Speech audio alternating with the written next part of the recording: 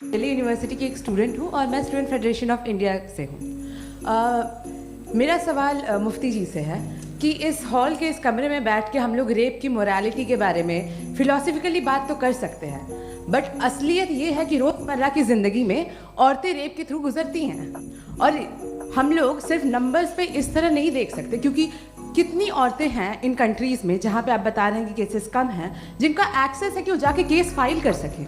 कितनी औरतें हैं जो जिनको काम करने की आज़ादी है उन कंट्रीज़ में। यूरोप में ये आज़ादी आ गई, यूरोप में ये रूल्स आ गए, तो हम आज उसके बारे में बात कर पा रहे हैं। जी जवाब। आपने ये कहा कि कमरे में बंद होकर हम लोग इस पर फिलोसफिकली बात कर सकते हैं, लेकिन हकीकत में क्या हो रहा है, वो ग्राउंड लेवल पे क्या हो रहा है जो बहुत गलत हो रहा है, और वो सफ़र कर रही हैं। आई एग्री, बहुत गलत हो रहा है, और जो गलत हो रहा है उसको हमें रोकना है। और क्यों रोकना है, वो गलत क्यों है, हमारे पास इसका ऑब्जेक्टिव फाउंडेशन है, इनके पास उसका ऑब्जेक्टिव फाउंडेशन नहीं है। मैं ये कहना चाह रहा हूँ कि जहाँ पे भी जुल्म हो रहा है, जहाँ पे भी औरत पे जुल्म हो रहा है, या उसकी इज्जत लूटी जा रही है, या उसे तकलीफ पहुँचाई जा रही है, और सिर्फ औरत नहीं, किसी इंसान के ऊपर भी जुल्म हो रहा है, तो उसके खिलाफ खड़ा होना, ये मॉरलिटी हमारे पास गॉड के पास से आई है। वरना जावेद साहब तो कह रहे हैं कि जो है मेजॉरिटी डिसाइड करेगी, तो मेजॉरिटी तो कभी भी बदल सकती है।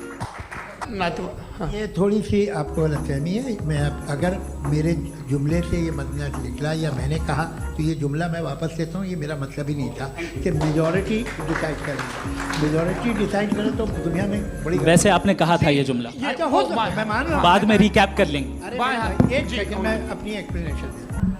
मुनासिब बात यह है कि हम सब के सब दिल में जानते हैं कि क्या अच्छा है क्या बुरा है।